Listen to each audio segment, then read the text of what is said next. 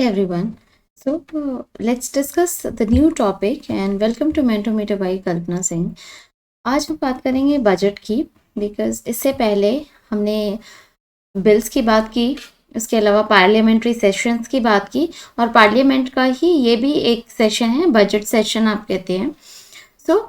सबसे पहले जब बजट की बात हुई 1921 में बजट की बात हुई एंड दैट इज अप्लाइड और इन्फोर्स्ड ऑन 1924। उसके बाद से पहले रेल बजट और जनरल बजट दोनों अलग अलग होते थे, but later on in 2017 it is merged and railway budget integrated into union budget. So इसको एकीकृत कर लिया गया है। अब एक ही बजट रिप्रेजेंट होता है। जनरली बजट वर्ड कॉन्स्टिट्यूशन में मेंशन नहीं है। We usually call it as annual financial statement. In Constitution of India, budget word is not mentioned and that is not written anywhere. So annual financial statement comes under Article 112 and that session starts from February and end in May. तो इसकी mainly 3 readings होती हैं। First reading जो है presented the budget in the responsibility, it is the responsibility of president, और president की जो responsibility होती है, finance minister will present the budget और usually present the budget on behalf of president. So on behalf of President, Finance Minister present the budget and second reading जो होती है वो मार्च से अप्रैल में होती है, जो कि डिस्कशन चलता है। सबसे पहले discussion on budget send to committees for scrutinization. उसमें डिफरेंट जैसे कट मोशन होता है, खर्चा कम करना, या फिर फंड एलोकेशन होता है, फंड को जो एलोकेट किया उसका जो अमाउंट है वो कम करना, डिमांड फॉर ग्रांट, और apart from this final draft जो होता है। तो इसके 5 स्टेजेस होती हैं। अब इसकी अगर रीडिंग बात करें, थर्ड रीडिंग जो है या फाइनल रीडिंग है, that is in May. Final draft represent किया जाता है, जून में इन्फोर्स होता है ये। Final draft presented to parliament in Lok Sabha.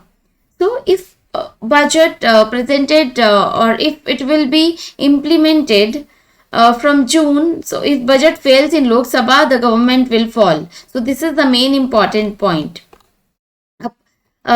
इसके अलावा इसको हम डिटेल में बात करेंगे, but it is just overview दिया है मैंने, बिकॉज बजट के लिए अलग से एक डेडिकेटेड लेक्चर में बात करनी पड़ेगी। बट इट इज़ लाइक क्योंकि पार्लियामेंट चैप्टर कंप्लीट कर रहे हैं हम, तो बजट के बारे में थोड़ा जानना ज़रूरी है। Apart from this, parliamentary committees. This is very very important chapter and we will talk about in detail. But अभी just मैं overview दे रही हूँ आपको। So give me a minute. Let me take the pencil.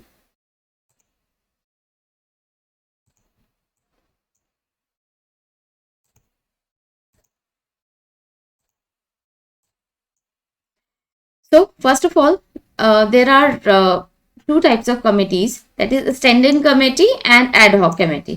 तो standing committee जो होती है वो 1 साल के लिए या 1 ईयर के लिए फॉर्म की जाती है। Apart from this, ad hoc committees are temporary committees, जिसको मतलब अकॉर्डिंग टू द डिमांड उसको बनाया जाता है। जैसे कि जीएसटी जब आया था, इंट्रोड्यूस करना था, तो उसके लिए एड हॉक कमेटी बनाई गई, दैट इज टेम्पररी, और 30 to 40 अप्रॉक्स मेंबर्स भी होते हैं, डिपेंड्स। अब स्टैंडिंग कमेटी में भी there are 3 types. PAC, public account committee, जो कि पूरा लेखा जोखा रखा जाता है, पीएसी। एस्टिमेट कमेटी, किसी पर्टिकुलर प्रोजेक्ट के लिए तो एस्टिमेट दिया जाता है, that is estimate committee. And committee for the public undertaking, जैसे पीएसयूज वगैरह आपने सुना होगा, तो उसकी जो भी डिटेलिंग और उसका जो फंक्शनैलिटीज हैं वो सारा देखा जाता है। अब स्टैंडिंग कमेटी की अगर हम बात करते हैं, इसका जो टेन्योर है 1 ईयर है। And apart from this, if we talk about PAC, public account committee, mainly अगर बात करते हैं आरबीआई ओपन करता है, तो कंसोलिडेटेड फंड ऑफ इंडिया जो भी फंड होता है आर्टिकल 266 के अंडर आता है। और जब भी पार्लियामेंट रिस्पॉन्सिबल होता है फॉर दिस बिल, जो भी मनी निकालनी होती है, मनी बिल जब इंट्रोड्यूस होता है, तो ये अंडर आर्टिकल 266 में आता है। और पब्लिक अकाउंट कमेटी जो है इसका प्रॉपर पूरा देख रेख करती है कि पैसा कहाँ से निकाला, किसने निकाला, कहाँ पे उसका प्रॉपर खर्चा हुआ है। तो जो कैग है, controller and auditor general of India जो उसकी रिपोर्ट्स होती हैं सबमिट करता है। इसमें सबसे पहले अप्रोप्रिएशन बिल, बजट की रिपोर्ट और जितने भी फाइनेंशियल रिपोर्ट्स हैं जैसे ओएनजीसी, कोल इंडिया लिमिटेड, जितने भी महारत्ना, मिनीरत्ना और नवरत्ना कंपनीज हैं उसका पूरा डिटेलिंग होती है। अब कैग जो है अपना रिपोर्ट सबमिट करता है पब्लिक अकाउंट कमेटी को and he is the it is the friend of public account committee. तो कैग पूरा का पूरा जो है देखता है इसको कि कहाँ खर्चा हुआ है, whether it is in the right direction or not, and the fund allocation is right, whether the government has spent it in the right way or maybe some scam has happened or not.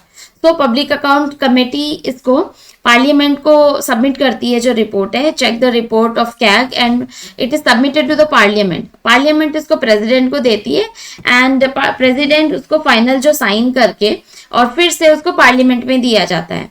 तब उसमें जो भी कोई scam आता होता है तो वो डिस्क्लोज किया जाता है कंट्रोलर ऑडिटर जनरल की जो रिपोर्ट के बेसिस पे, और उसके बाद पता चलता है गैजेटेड ऑफ इंडिया में पता चलता है, न्यूज़पेपर में स्प्रेड हो जाता है कि हाँ कोई स्कैम हुआ है। जैसे आपने सुना होगा कि चारा घोटाला हुआ था, उसके अलावा कॉमनवेल्थ गेम्स हुआ, तो डिफरेंट जो स्कैम्स होते हैं वो सारे डिस्क्लोज होते हैं उसी से। पब्लिक अकाउंट कमेटी की बात करें तो मेनली इसमें 22 मेंबर्स होते हैं and 15 from Lok Sabha and 7 is from Rajya Sabha. तो इसका जो डिटेलिंग है ये आपको याद करना है बिकॉज ये पूछ लिया जाता है यूपीएससी में भी, अगर आपने घटना चक्र किया होगा, because I have done that so that I can give you the overview कि वो बहुत इंपॉर्टेंट है। Just purchase that Ghatna Chakra which is really very important for state PCS और प्रैक्टिस के लिए आपको यूपीएससी में भी हेल्प करेगा। So public account committee check the report of CAG and consolidated fund of India to withdraw money from the CFI. Appropriation bill is made which is passed by parliament and CAG of Comptroller and Auditor General of India audit the account under article 148. After 1 year CAG audit the appropriation bill कि कहाँ पे खर्चा हुआ, सही खर्चा किया या नहीं किया। अब CAG सबमिट करता है 3 रिपोर्ट सबमिट करता है, जैसे अप्रोप्रिएशन बिल के लिए, फाइनेंशियल बिल के लिए पब्लिक सेक्टर फाइनेंशियल स्टेटमेंट या बैलेंस शीट प्रिपेयर होती है। अब पब्लिक अकाउंट कमेटी के जो मेंबर्स हैं 15 मेंबर्स लोकसभा से और 7 मेंबर्स राज्यसभा से होते हैं। Minister can't be the member of this committee. Chairman of public account committee mostly from the opposition party, क्योंकि उससे पता चलेगा कि कोई स्कैम हुआ है या नहीं हुआ है। अदरवाइज अगर सेम पार्टी से होगा तो फिर जो भी प्रॉब्लम हुई या लूप होल्स हैं रिपोर्ट में तो वो पता नहीं चल पाते, इसीलिए बोला जाता है कि आपका अपोजिशन बहुत स्ट्रांग होना चाहिए। तो chairman is appointed by the speaker of Lok Sabha and जो टेन्योर होता है 1 ईयर का होता है। अब एस्टिमेट कमेटी की बात करते हैं, हिंदी में प्राकलन समिति बोला जाता है उसको। And John Mathai recommended in 1950 जो एस्टिमेट कमेटी को रिकमेंड किया था and establish the finance of estimate the finance of government policies कि कौन सी पॉलिसी में कितना पैसा लगेगा, whether it is the right demand और नॉट। फाइनेंशियल एडवाइजरी बोला जाता है गवर्नमेंट का। इसमें 30 मेंबर्स होते हैं and it is the maximum number in this committee. जितने भी सारी कमेटीज होती हैं सबसे ज़्यादा मेंबर्स इसी कमेटी में थे। All the members are from Lok Sabha only, Rajya Sabha से इसका कोई लेना देना नहीं होता। Ministers will not be member of that committee and chairman of this committee by the जो इसका सिलेक्शन होता है that is by the speaker and ruling party only convention है जो कि रूलिंग पार्टी से ही होता है। So apart from this committee for public undertakings जितने भी PSUs वगैरह हैं उसमें टोटल 22 मेंबर्स होते हैं। तो 15 मेंबर्स लोकसभा से होते हैं, 7 मेंबर्स राज्यसभा से होते हैं and chairman is from the appointed by the speaker of Lok Sabha and that is from the opposition party. Again it is the checking of whether the functionaries is right or not, तो इसीलिए opposition party से होता है। To form financial report of the public undertakings इसीलिए इस committee का formation किया जाता है। जैसे राज्यसभा में 245 मेंबर्स है, लोकसभा में 545 मेंबर्स हैं। तो जो मेनली 82 मिनिस्टर 80 से आई मीन 80 से 82 होता है नंबर ऑफ मिनिस्टर्स का, या जो रेशो है, तो ये बैलेंस मेंटेन करता है। अब कमेटी की बात करते हैं। Committee on public undertakings create in 1964 on the recommendation of Krishna Menon committee. So ये इंपॉर्टेंट है, कभी वन लाइनर के जो एग्जाम्स होते हैं उसमें आ सकता है, वनडे एग्जाम्स में। तो 24 स्टैंडिंग कमिटीज हैं इन जनरल, जो अदर कमिटीज हैं। लक्ष्मीकांत से पढ़ना है ये, तो मैंने मेंशन ऑलरेडी कर दिया है। 8 from Rajya Sabha and 24 from Lok Sabha. So this was all about committees. Detail में हम नेक्स्ट लेक्चर में बात करेंगे, because this is giving, I am just giving you the overview. There are 2 types of funds, that is consolidated constitutional fund of India and statutory fund of India. अब constitutional fund में एक consolidated fund of India, public accounts of India आता है, जिसमें article 266 consolidated fund of India से related है। और जो पीएसी है, public account committee of India, जो है वो आर्टिकल 266 में ही आता है, बट इसमें पीएफ ग्रेचुटी वगैरह आते हैं, तो पब्लिक अकाउंट ऑफ इंडिया के थ्रू ही विड्रॉ वगैरह किया जाता है। For state consolidated fund of state होता है। तो जितने भी सीएफआई है, consolidated fund of government of India, जिसमें कि permission is given by the parliament only, उसमें जो है अप्रोप्रिएशन बिल पास किया जाता है और उसके बाद ही वहां से मनी विड्रॉ की जा सकती है। अब bank, post offices, PF, gratuity, mostly bank के जितने भी ट्रांजैक्शंस हैं वो पब्लिक अकाउंट्स ऑफ इंडिया से परफॉर्म किए जाते हैं। अब स्टैट्यूटरी फंड की बात करें, जैसे वैदिक कोष कहा जाता है या सहनिधि कहा जाता है। जब कोई भी प्रॉब्लम आती है, या जैसे जैसे कंटिजेंसी फंड ऑफ इंडिया का हो गया, कंटिजेंसी फंड इन जनरल बोला जाता है। जैसे साइक्लोन हुआ, कोई भी कैलेमिटी आ गई है, अनफॉर्सीन सिचुएशंस हैं, तो आर्टिकल 267 में to withdraw the money for contingency fund president give the permission if requires, तो तब दिया जाता है with the permission of president. कोई भी स्टेट को कोई कैलेमिटी है, जैसे साइक्लोन वगैरह आ जाता है। So there are different kind of motions as well. So one liner में यहाँ पे एक बार देख लेते हैं, फिर डिटेल में बात करेंगे लेटर ऑन। सो सबसे पहले पार्लियामेंट में एडजर्नमेंट, स्थगन। When speaker suspend the meeting for specific time, that is called adjournment. And adjournment sine die का मतलब होता है एक निश्चित काल के लिए स्थगित हुआ। सपोज करो कि बहुत ज़्यादा शोर मच रहा है, चीज़ें सही नहीं चल रही हैं पार्लियामेंट में, तो उस टाइम पे speaker of Lok Sabha give the adjournment sine die, and that is for the particular duration. When speaker suspend the meeting for indefinite time period, that is called adjournment sine. अनिश्चित काल के लिए होता है। और जो स्थगन होता है adjournment, तो वो जस्ट स्पेसिफिक टाइम के लिए होता है। adjournment sine अनिश्चित काल के लिए होता है।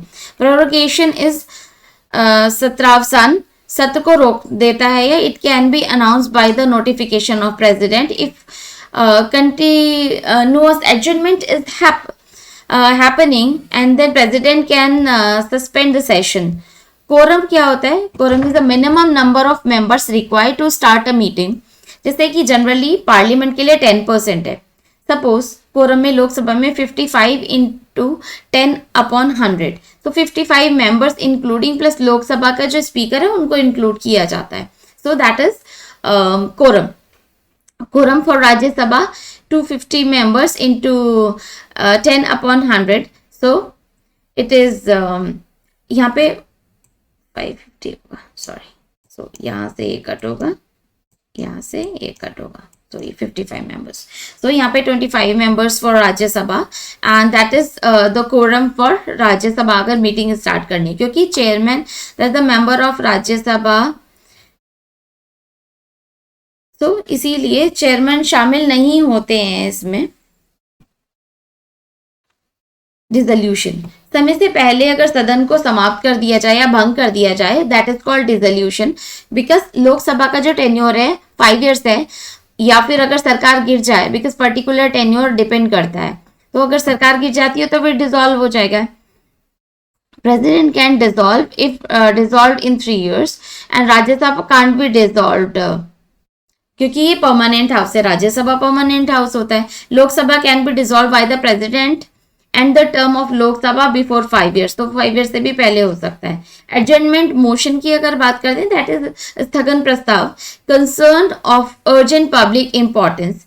कुछ भी बहुत इंपॉर्टेंट है, जैसे ड्रॉट है, और अभी हम पेंडेमिक से निकले हैं कोरोना वायरस में, तो जो भी इम्पोर्टेंट मीटिंग्स हो या कोई भी सेशन हो, कोई बिल पास करना हो, उसके लिए जो है कोई भी बहुत इम्पोर्टेंट मतलब कोई मैटर है, उसके लिए यूज किया जाता है adjournment motion.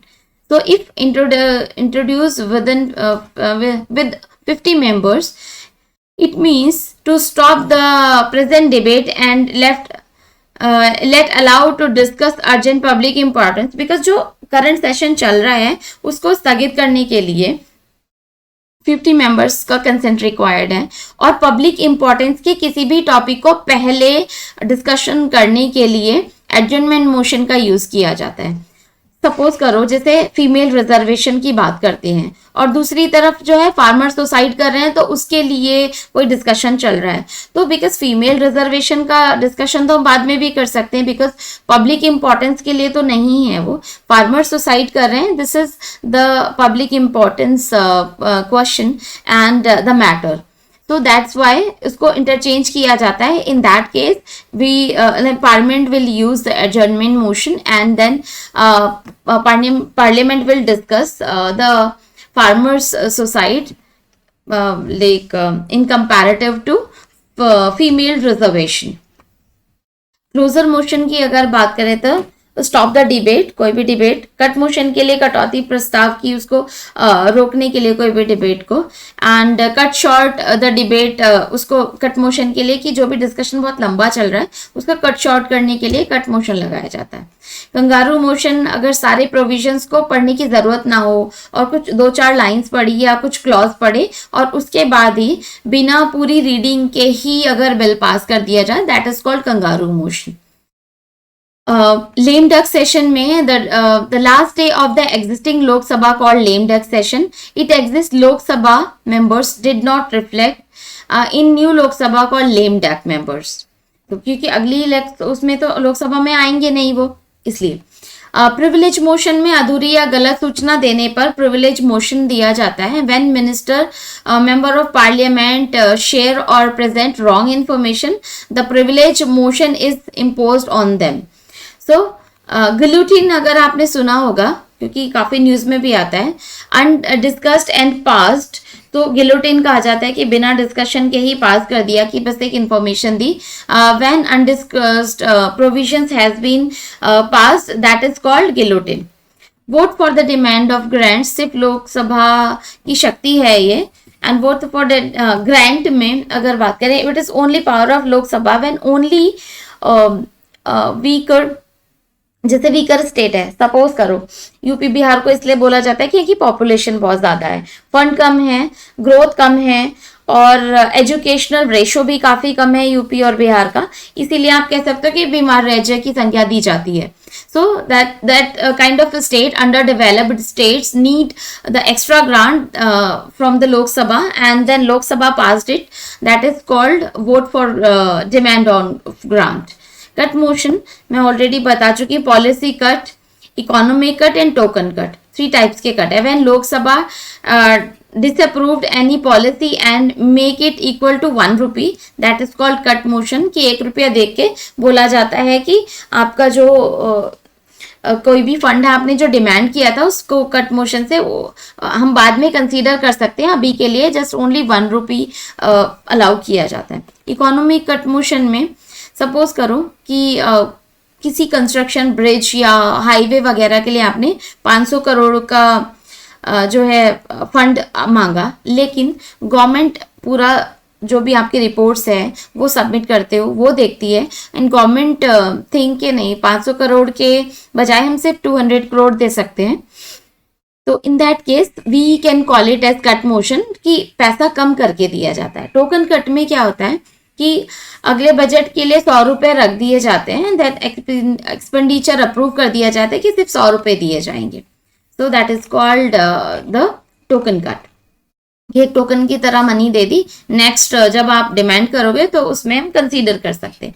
Function of parliament, सबसे पहले legislative function, executive function, financial functions, electoral functions, power of removal, function of reading the amendment of the constitution, and miscellaneous functions. So it was all about parliament and people inputs में जैसे committee gives reports.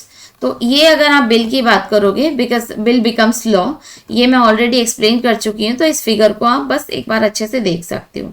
Now the next chapter will be completely on the basis of the detailed conversation that is on public account committees, on budget, and apart from this जो भी कुछ important questions हैं और उसमें जो भी कुछ understanding और डेवलप करनी है, तो उसके लिए I will come with another lecture. It will be the last lecture related to parliament, and I hope things are clear to you.